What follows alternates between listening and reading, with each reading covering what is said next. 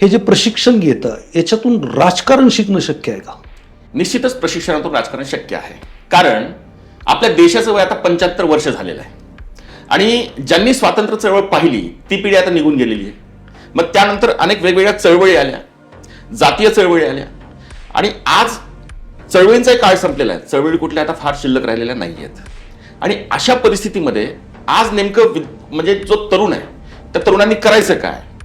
तर राजकारण हे क्षेत्र असं आहे की याचं कुठलंही तंत्रशुद्ध फील्डवरती काम कसं करायचं आणि प्रत्यक्ष राजकारणात कसं काम करायचं ह्या दोन्ही गोष्टी वेगळ्या आहेत. राजकारणाचं तंत्र काय तर याची राज्यशास्त्राची पुस्तकं आहेत, पण प्रत्यक्ष फील्डवरती काम कसं करायचं हे समोर कशी परिस्थिती आहे, त्या परिस्थितीमध्ये त्याला संधी कशी आहे आणि त्या संधीमध्ये त्याला सुचलं जेवढं जमलं तेवढंच तो राजकारण करू शकतो.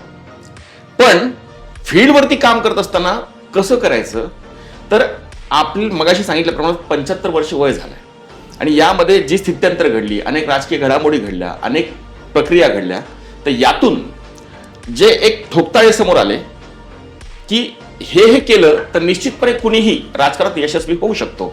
आणि मग तेच ठोकताळे हे वेगवेगळ्या घटना त्यातनं जे काही आपल्यासमोर एक कंटेंट तयार झाले तो म्हणजे राजकारणाचं प्रशिक्षण.